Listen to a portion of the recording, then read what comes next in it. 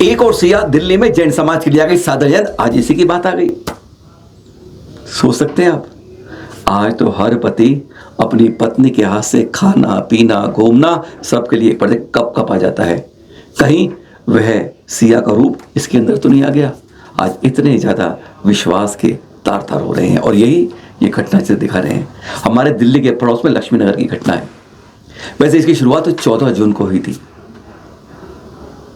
एक international call आता है जैन थोक व्यापारी पास कि 50 लाख रुपए की रंगदारी दे दो, वरना बाकी अपने आप समझ लीजिए। साथ में घर की लोकेशन, घर की तस्वीरें, दुकान की तस्वीरें और वहां का एड्रेस तक साथ में वह फोटो भी भेज देता है। बस यह देख करके घर के अंदर तक पहुंच गया है वो, उसकी रूह कांप जाती है। 2007 वही साल है जब उसकी शादी हुई थी सपना जैन से। 19 साल पहले की, 15 साल और 17 साल के 2 उसके बच्चे हैं। और आज यह रंगदारी, सोच नहीं पाया। घर पे पत्नी से विवाद चल रहा है, मुंह फुलाई रहती है पत्नी, किससे क्या कहे समझ नहीं। लेकिन 15 के बाद ही पुलिस वालों ने 18 को कंप्लेन दर्ज कराई गई 14 के बाद, और फिर ह्यूमन इंटेलिजेंस और तकनीकी से लेके 25 तारीख तक पुलिस उस जगह तक पहुंच गई सोनीपत में रजत के पास कि वह कॉल इंटरनेशनल अमेरिका से कर रहा है। आजकल सुविधा यही है, घर बैठे अमेरिका, घर बैठे दुबई और घर बैठे सिंगापुर सब कुछ हो जाता है। कॉल में ये खासियत मिल जाती है। मालूम चला उसके करमवीर पहलवान से संबंध था, वो 3 साल अमेरिका में रह के आया था और वहीं से वह घोगी गैंग से जुड़ गया था। और तभी तो उसने कहा था इंटरनेशनल कॉल में कि 50 लाख, मैं घोगी गैंग से बोल रहा हूं, 50 लाख की रंगदारी है, वरना वही बात हुई थी। 25 जून को पकड़ने के बाद यह खुलासा होने लगा कि उसकी पत्नी ने ही उसके हाथ में रंगदारी कर दिया था और बहुत बड़ा ये कांड किया था। सास की हत्या की रंगदारी, फिर सास की हत्या करना और उसके बाद उसके पति पर हमला करना, यह पूरी रिपोर्ट बनाकर उसके हाथ में दे दी गई थी। और रजत कोई और नहीं था, पत्नी सपना और उसकी साली यानी साली का वह दोस्त था। यानी साली भी इसमें, पत्नी भी इसमें। आज वह इंटरनेशनल गैंग के हाथ में पहुंच रहा था। अब खुलासा हुआ है, अब पकड़ा गई है, यह है सपना जैन। जैन बोलते भी तकलीफ होती है यहाँ पर, कहाँ से कहाँ सिया और कहाँ जिया, हालत ये हो जाती है।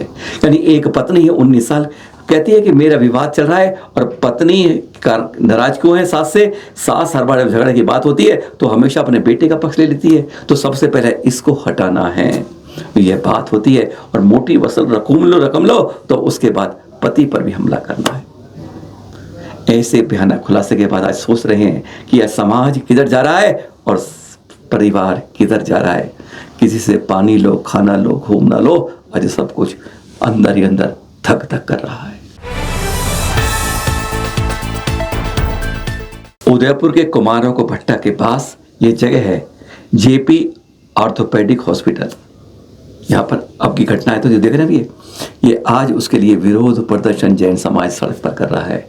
कलेक्ट्रेट के सामने प्रोग्राम ने कि अगर जो आरोप है उन पर सही कार्यवाही नहीं की गई, सही निष्पत्ति दी गई, तो वह अनिश्चितकाल आंदोलन करेंगे, क्योंकि 9 जैनों को इस केस में आरोपी बना दिया गया अस्पताल में आईएम के प्रदेशाध्यक्ष के कारण और डॉक्टर के कारण।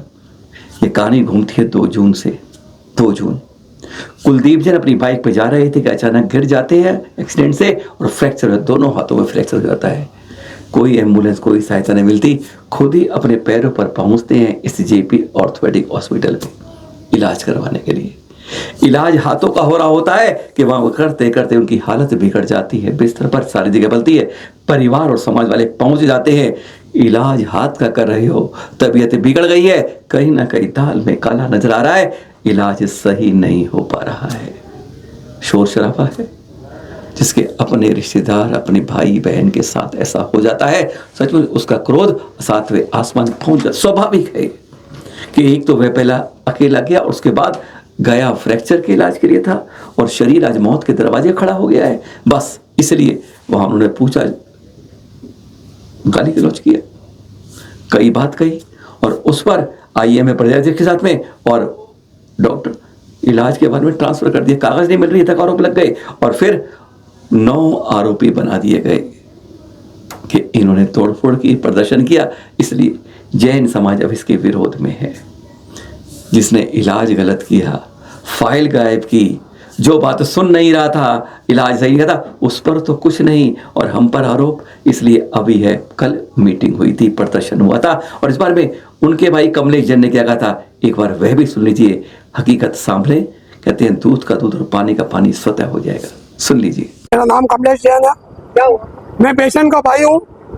डॉक्टरों ने मेरे भाई का मर्डर किया है और इसमें बहुत घोर लापरवाही बरती है इलाज में और ना कोई संतोषप्रद जवाब दे रहा है डॉक्टर, ना कोई मेडिकल स्टाफ जवाब दे रहा है और ना हमको कुछ समझ में आ रहा है क्या करना है। लापरवाही क्या हुई है? डॉक्टरों ने, आदमी पैदल चल के हॉस्पिटल के अंदर गया है और 3:30 बजे ऑपरेशन के बाद अभी तक आदमी होश में नहीं आया। अभी तक होश में नहीं आया? अभी तक होश में नहीं आया। आप क्या चाहते हैं? अब क्या चाहते हो? हम तो, हमारा आदमी जिंदा चाहिए हमको।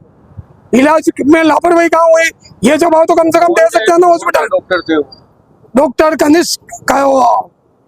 कनिष्क जैन, क्या शर्मा है कुछ नाम है, मैं थोड़ा कंफ्यूज हूँ नाम में।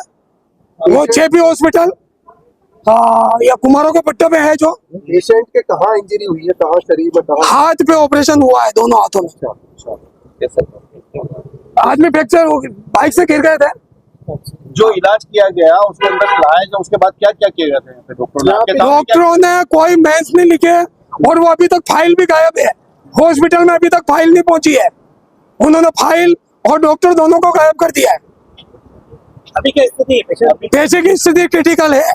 अभी बता रहे एनेस्थीसिया ज्यादा दे दिया था, कुछ ऐसा नहीं वो तो अभी डॉक्टर बताए तो क्या, फाइल ही नहीं मिल रही हमको, तो हम क्या जवाब दें और किससे सवाल जवाब करें।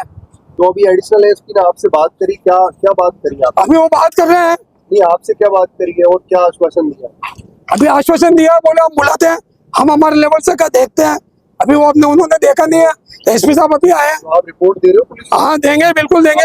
अभी पेशेंट कहाँ पर है? अभी पेशेंट को यहाँ से गीतांजलि लेके गए।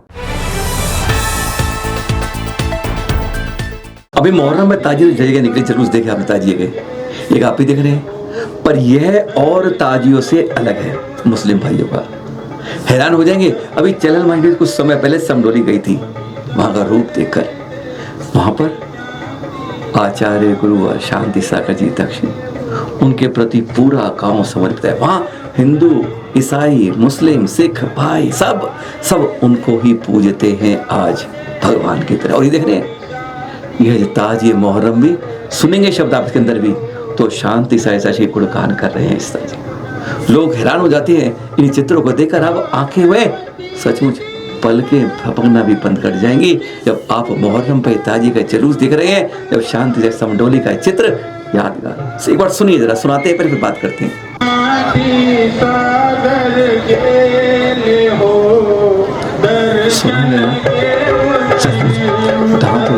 उंगली तकती है जब देखते हैं आचार्य शांति सागर की किस तरह आदमी छवि इन सब में झलकती है।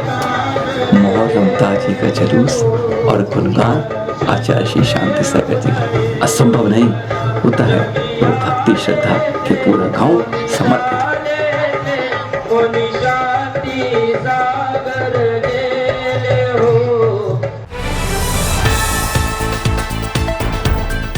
वैसे तो कहते हैं कि धरा में जहां भी खोदो वहां तीर्थंकर प्रतिमा निकलती है, पर मालूम नहीं होता कि कहाँ की धरा में कहाँ निकलती है। पर ये जो दिखा रहे हैं आपको, यहाँ दृश्य में आज भी दावा करते हैं कि यहाँ पर आज भी सैकड़ों तीर्थंकर प्रतिमाएं 100, 200, 500 सालों की नहीं, चौथे काल की प्रतिमाएं आज भी यहाँ बहुत बड़ी गिनती में दबी हुई है। आप भी विश्वास नहीं करेंगे, पहले ये गिरी थी, लेकिन अभी ईट खोरी मौसम बने सरकार ने इसको प्लेन कर दिया और उस खुदाई को बंद कर दिया। जब तक ये गिरी थी यहाँ कई बार कहते हैं इस आधा 1 किलोमीटर के रेडियस में, ओह ये है कौन सी धरी पता है आपको? ये धरा है 10वें तीर्थंकर शीतलनाथ भगवान जी के गर्भ और जन्म की। एक समय कभी यहाँ राजमहल होता होगा। पर चौथे कॉल की बात में वैसे यहीं पर सरकार ने प्रमाणित किया है कि यह चौथे कॉल की प्रतिमाएं निकली हैं, पर आपको लिखाते हैं पहले वह चित्र तो देख लीजिए जहाँ क्या निकली है और क्या तबाह पड़ा है। वहीं पर यह म्यूजियम सजा सजा है जहाँ पर सैकड़ों प्रतिमाएं हैं।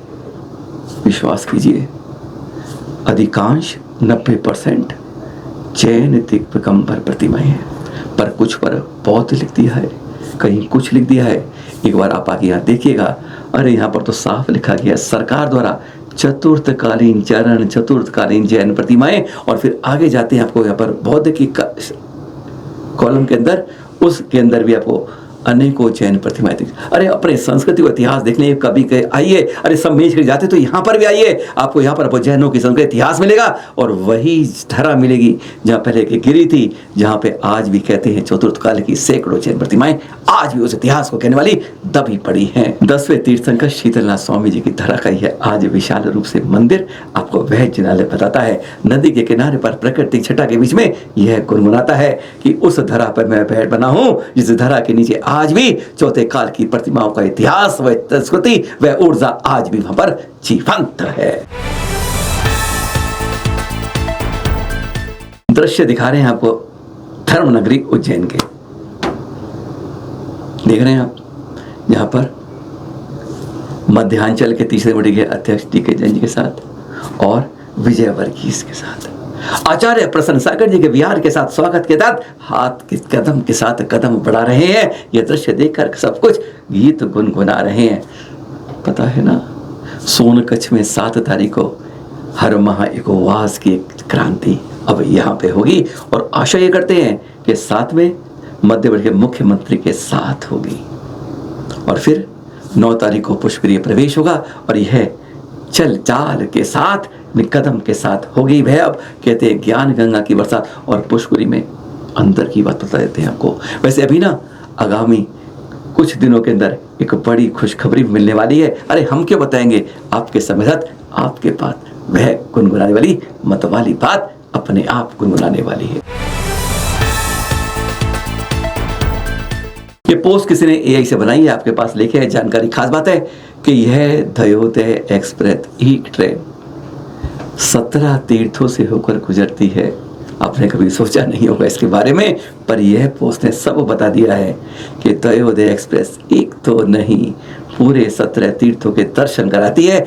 ऐसे सोए ट्रेन कहीं और कह पाती है। सादर जयंत, फिर आके आप मिलेंगे वही 8 बजे आपके पास।